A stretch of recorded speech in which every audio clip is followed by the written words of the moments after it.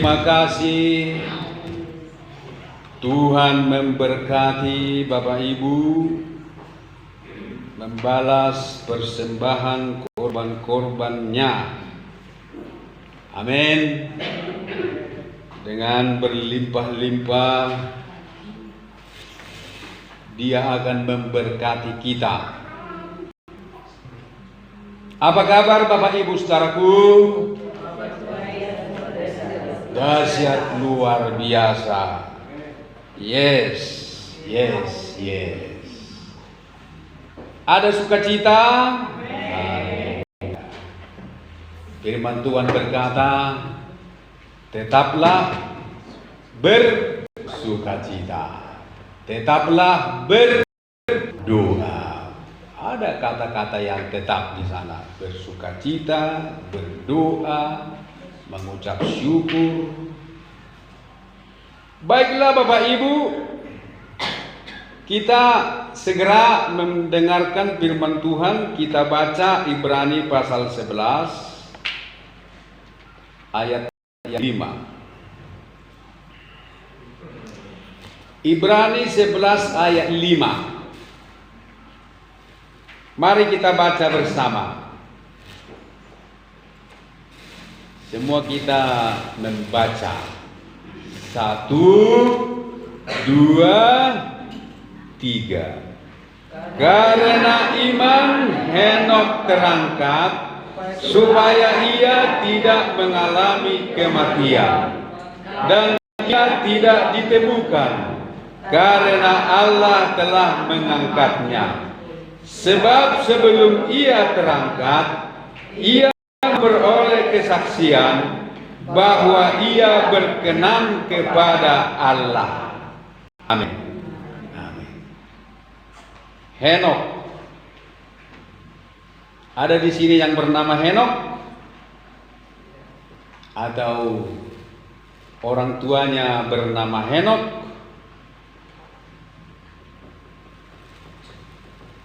Nama Henok ini sangat harum dan sangat besar bagi kita.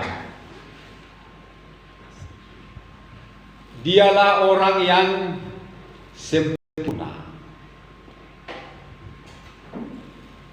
dan yang diangkat hidup-hidup ke sorga. Dialah orang yang tidak pernah mati. Dan juga ada satu lagi, Elia. Henok ini adalah generasi ke-7, dimulai dari Adam. Adam generasi pertama, Set generasi kedua, Enos generasi ketiga, Kenan generasi keempat, Yared generasi kelima. Siapa lagi? Mahalaleel generasi keempat, generasi kelima. Generasi kelima itu Yared, generasi kelima Mahalaleel, keenam Yared, ketujuh Henok. Ya.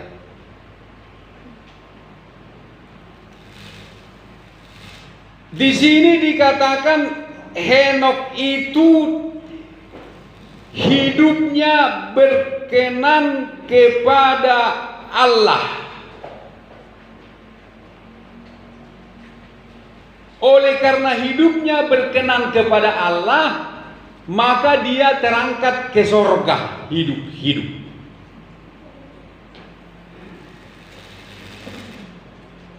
Padahal sebelumnya Henok ini tidak bergaul dengan Tuhan sampai umur 65 tahun. Baru setelah dia 65 tahun, setelah anak pertama lahir, mulailah dia bergaul dengan Allah. dan dia bergaul dengan Allah selama 300 tahun. Jadi sebelum umurnya 65 tahun, selama 65 tahun dia belum bergaul dengan Allah. Jadi kelahiran anaknya yang bernama Metusalah memiliki peranan penting yang mendorong Henokh mulai bergaul dengan Allah.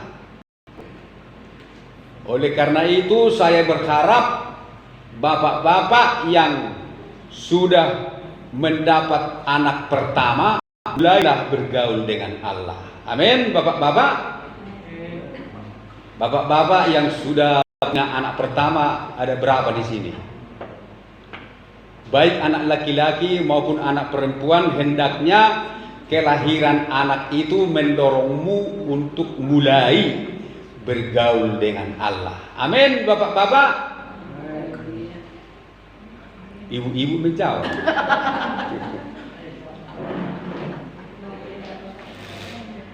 Iya. Saya sudah pernah sampaikan mengapa setelah Metusalah lahir dia mulai bergaul dengan Allah. Karena ketika Metusalah lahir, Allah sudah menunjukkan penglihatan kepada Henokh. Penglihatan itu bahwa Allah akan turun menghukum dunia, menghukum bumi dengan dahsyat. Itulah air bah. Dan Allah sudah menunjukkan kepada Henokh bahwa air bah itu akan turun setelah anak ini mati, yaitu anak yang dilahirkannya itu mati, yaitu Metusalah. Itulah makanya nama anaknya dibuat Metusalah, yang artinya sesudah anak ini lahir penghukuman datang. Itulah arti Metusalah. Jadi sangat menakutkan penglihatan itu kepada Henokh, menakutkan sekali. Maka ketika anak itu lahir, dia buatlah namanya, anakku namamu Metusalah, karena Tuhan sudah menunjukkan kepadaku akan ada penghukuman di bumi. Dan penghukuman itu akan terjadi sesudah umurmu cukup, sesudah umurmu banyak, sesudah engkau mati aku, penghukuman itu terjadi. Itulah sebabnya Metusalah orang yang paling panjang umurnya, 969 tahun. Dialah orang yang paling banyak umurnya, paling panjang. Jadi Tuhan itu memberikan waktu yang sangat panjang kepada manusia di bumi. Dia memberikan waktu yang sangat panjang kepada manusia supaya bertobat.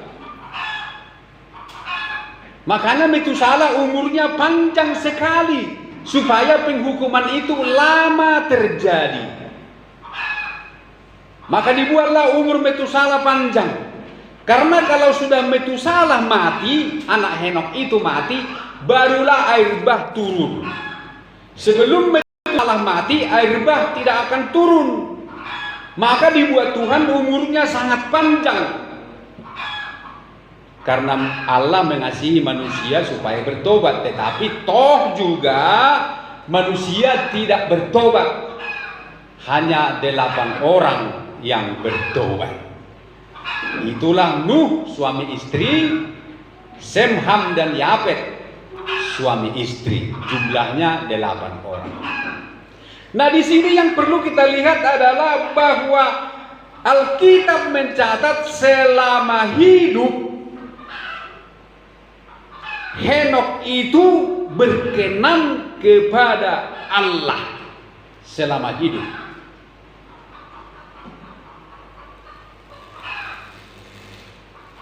Apa yang membuat Henokh berkenan kepada Allah? Karena dia bergaul dengan Allah. Amin. Jadi dia bisa berkenan kepada Allah karena dia bergaul dengan Allah. Dan karena pergaulannya dengan Allah membuat dia diangkat ke sorga. Bapak Ibu saudaraku sekalian, satu-satunya yang akan membuat kita nanti bisa masuk sorga, kita harus hidup dalam pergaulan dengan Allah di dalam Kristus Yesus. Jalan satu-satunya kita bisa masuk sorga seperti Henokh masuk sorga, kita harus bergaul dengan Yesus Kristus. Ini memberi pelajaran hanya pergaulan dengan Allah lah yang akan membuat manusia bisa masuk surga. Bergaul dengan Yesus. Dan apakah wadah yang diberikan oleh Allah menjadi sarana bagi kita bergaul dengan Allah? Apa Ibu Bapak? Ibadah. Ibadahlah tempat kita bergaul dengan Allah. Yang namanya bergaul dengan Allah adalah di mana Allah ada di tengah-tengah kita. Di mana Allah ada bersama kita. Di mana Allah ada tinggal di dalam kita. Dia tinggal bersama kita. Itulah sebabnya Allah berfirman kepada Musa supaya Musa mendirikan kemah atau tempat kudus supaya Allah berdiam di tengah-tengah umat. Maka perintah Tuhan supaya Musa membuat tempat kudus karena Tuhan ingin ada bersama-sama dengan mereka. Keluaran 25 ayat 8. Saya baca begini firman Tuhan. Dan mereka harus membuat tempat kudus bagiku, supaya aku akan diam di tengah-tengah mereka. Jadi supaya Allah diam di tengah-tengah umatnya, bergaul dengan umatnya, maka umatnya harus membuat tempat kudus. Dan tempat kudus ini saya artikan ibadah. Amin. Ibadah. Ibadah inilah tempat kita bergaul dengan Allah. Amin Ibu Bapak. Ibadah. Dia rindu diam di tengah-tengah saudara dan saya. Kan itu kerinduan Tuhan. Dia rindu diam di tengah-tengah saudara dan saya. Dia rindu, yaitu Tuhan yang maha kudus itu, yang maha tinggi dan maha besar itu, dia mau dan rindu diam di tengah-tengah kita. Maka dia memerintahkan kepada kita supaya kita membuat tempat bagi dia. Dan tempat itu adalah ibadah. Jadi marilah kita beribadah kepada Tuhan. Nah, jadi Henokh ini bergaul dengan Tuhan, di mana Henokh ini seluruh hidupnya beribadah kepada Tuhan. Ibadah ini terbagi dua. Ibadah yang dimaksud bukan hanya ibadah seperti ini, acara ritual atau acara-acara kebaktian seperti ini. Bukan hanya ini. Tetapi di luar sana pun, di dalam hidup sehari-hari, di mana kita juga namanya ibadah. Tidak hanya datang ke gereja, bernyanyi, bertepuk tangan, memuji Tuhan, mempersembahkan korban, bersalam-salaman, dan lain-lain sebagainya. Tidak hanya itu. Untuk apa itu kita lakukan? Tapi kalau sesudah pulang ibadah, di luar sana juga kita berbuat dosa, sia-sia. Tetapi ibadah yang sesungguhnya adalah ibadah yang sejati itu, Roma 12 ayat 1, di mana kita mempersembahkan tubuh kita sebagai persembahan yang kudus, persembahan yang hidup, persembahan yang kudus, yang berkenan kepada Allah, yaitu tubuh ini kita persembahkan kepada Tuhan.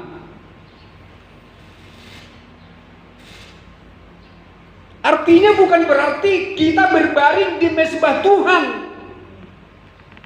Artinya ibu bapak adalah di mana tubuh kita, anggota-anggota tubuh kita ini kita persembahkan kepada Tuhan, di mana anggota-anggota tubuh kita ini tidak lagi dikuasai oleh dosa. Anggota-anggota tubuh kita ini tidak lagi menjadi senjata kelaliman.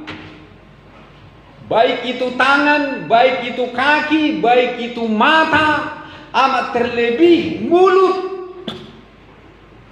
lidah, harus kudus, harus dipersembahkan kepada Tuhan, di mana mulut kita tidak lagi menjadi senjata kelaliman untuk melakukan dosa, untuk melukai orang lain, untuk membicarakan yang kotor dan yang najis. Memang kita beribadah di rumah Tuhan, memuji dan menyembah Tuhan. Tetapi apakah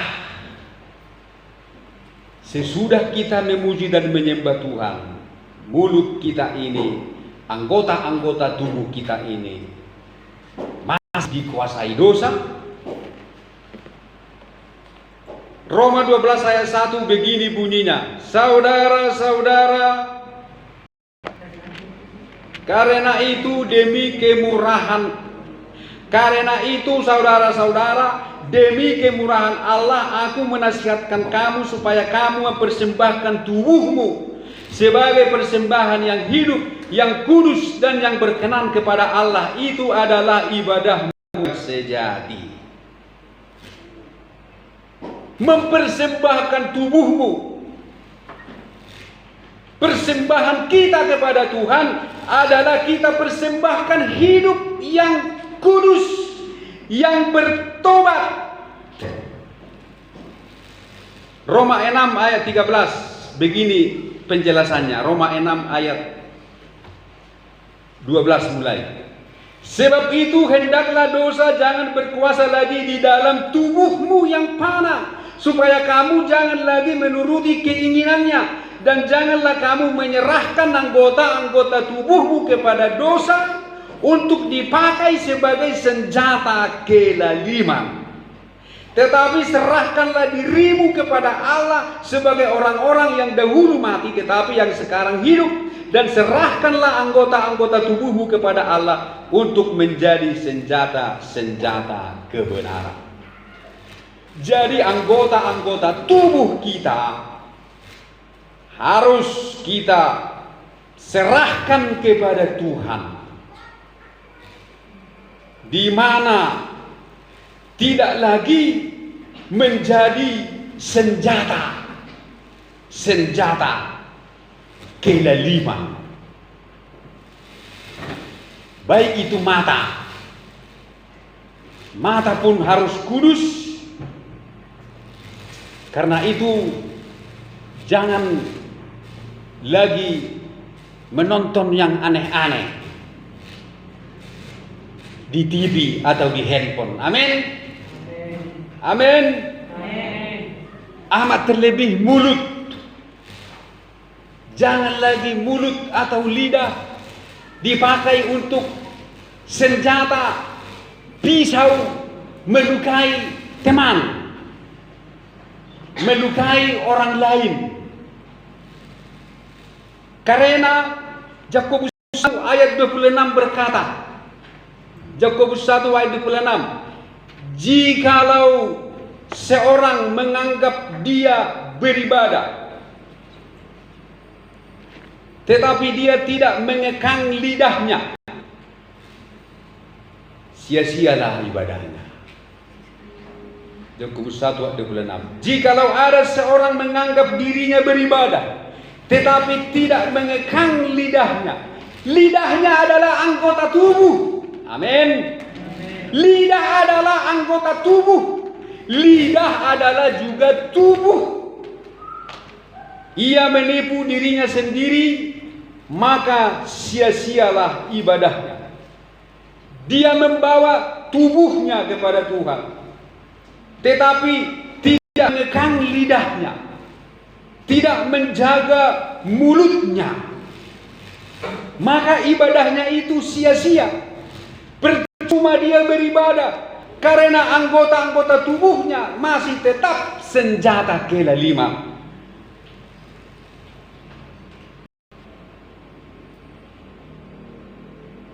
Jadi berbahaya sekali kalau anggota-anggota tubuh kita masih dikuasai dosa.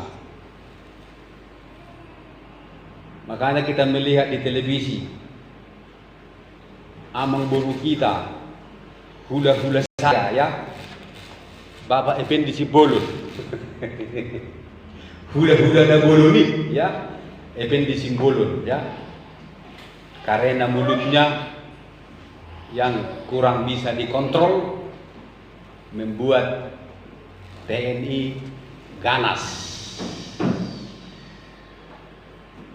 TNI ganas sehingga dia pun diteror, keluarganya pun diteror.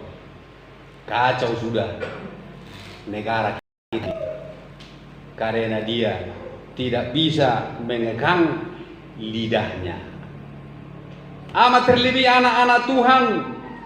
Jadi persembahkanlah tubuhmu kepada Tuhan, yaitu kita persembahkan gaya hidup di mana anggota-anggota tubuh kita ini semua dikuduskan dan tidak lagi dikuasai oleh dosa, tidak lagi menjadi senjata-senjata kelaliman yang bisa merusak dan melukai, yang bisa merusak hubungan dan melukai hati dan perasaan. Itu semua dilakukan oleh anggota-anggota tubuh. Dan kalau anggota-anggota tubuh yang seperti itu tidak diterima oleh Tuhan, sia-sialah ibadahmu, kata Yakobus. Sia-sia semua ibadahmu, kamu menipu dirimu sendiri. Persembahanmu tidak kudus, persembahanmu tidak hidup, tetapi persembahanmu itu adalah mati. Kamu sedang mempersembahkan tubuh yang mati kepada Tuhan, bukan mempersembahkan tubuh yang hidup dan yang kudus. Sementara Paulus berkata dalam Roma 12 tadi, persembahkanlah tubuhmu sebagai persembahan yang hidup dan kudus. Nah, inilah yang dilatih, yang dikerjakan oleh Henokh selama dia bergaul dengan Tuhan. dia mengekang lidahnya, dia mengekang keinginannya, dia menyalipkan kedagingannya, dia akhirnya menjadi sempurna. Dia matikan semua keinginan-keinginan dagingnya. Bukannya dia tidak punya keluarga. Henok dicatat di Alkitab punya istri. Karena dia punya anak dan punya anak-anak lelaki dan perempuan. Berarti dia punya istri. Sekalipun tidak dicatat di Alkitab nama istrinya. Tapi bagaimana Henok bisa punya anak laki-laki dan punya anak-anak perempuan kalau tidak punya istri? Dia punya istri, punya anak. Berarti punya kebutuhan, punya pekerjaan, punya tanggung jawab yang harus dikerjakannya setiap hari. Membiayai anak-anaknya sekolah, membiayai anak-anaknya makan, membiayai istrinya dan membiayai rumah tangganya. Tetapi walaupun dia punya banyak kepentingan dan kebutuhan dan pergumulan hidup, bahkan dia mungkin punya masalah, tetapi dia masih bisa bergaul erat dengan Tuhan. Amin. Jadi jangan kita punya alasan, aku banyak kebutuhan, anak-anakku banyak yang akan kukuliahkan. Makanan kami 1 minggu 1 kaleng, daging harus 2 kilo, ikan asin 4 kilo, mie gomak 3 kilo, cabai, bawang dan lain sebagainya, berkilo-kilo kebutuhan kami. Itu saja aku pikirkan sudah pusing aku, apalagi mau melayani Tuhan. Belum lagi masalah sakit penyakit yang kuhadapi. Bagaimana aku bisa melayani Tuhan? Apakah Henok tidak punya masalah? Apakah Henok tidak punya kebutuhan? Dia ada di bumi, tentu dia punya banyak kebutuhan, punya banyak pergumulan. Tetapi walaupun dia banyak pergumulan, banyak kebutuhan, banyak tanggungan, Alkitab mencatat dia bergaul dengan Allah. Haleluya. Dia bergaul dengan Allah. Dia menyediakan tempat kudus bagi Tuhan. Dia belajar menyalipkan kedagingannya.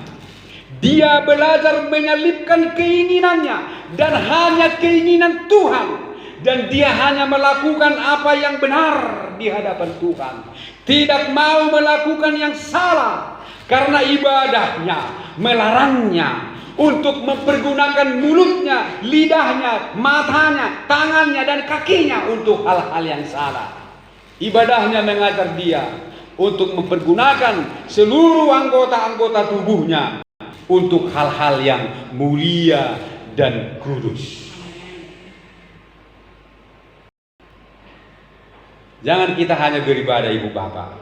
Kita harus terus bergumul. Kolose pasal 3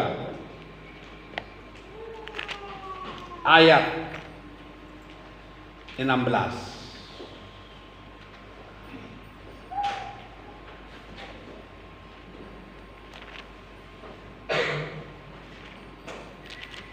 Kolose pasal 3 ayat 5. Karena itu matikanlah dalam dirimu segala sesuatu yang duniawi, yaitu percabulan, kenajisan, hawa nafsu, nafsu jahat, dan juga keserakahan yang sama dengan penyembahan berhala. Amin. Perhatikan ayat 6. Semuanya itu mendatangkan murka Allah. Haleluya. Jadi kalau anggota-anggota tubuh kita tidak kita persembahkan kepada Tuhan sebagai persembahan yang hidup dan yang kudus, maka itu akan mendatangkan murka Allah atas orang-orang durhaka yang melakukannya. Dahulu kamu juga melakukan hal-hal itu ketika kamu hidup di dalamnya, tetapi sekarang buanglah semuanya ini, yaitu marah, geram, kejahatan, fitnah dan kata-kata kotor yang keluar dari mulutmu. Jangan lagi kamu saling mendustai, karena kamu telah menanggalkan manusia lama serta kelakuannya, dan telah mengenakan manusia baru yang terus-menerus diperbarui untuk memperoleh pengetahuan yang benar menurut gambar kalitnya. Inilah ibadah yang sejati. Dan itulah murka yang datang kepada yang tetap ada di situ. Tetapi kita akan melihat berkat kepada yang keluar dari situ. Roma 2. Ini berkat bagi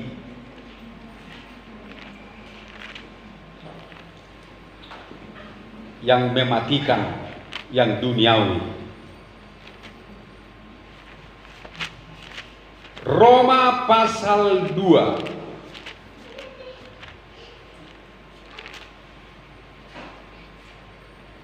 ayat 4. Maukah engkau menganggap sepi kekayaan kemurahannya, kesabarannya, dan kelapangan hatinya?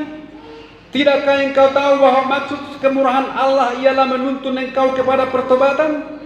Tetapi oleh kekerasan hatimu yang tidak mau bertobat, engkau menimbun murka atas dirimu sendiri. Pada hari waktu mana murka dan hukuman Allah yang adil akan dinyatakan.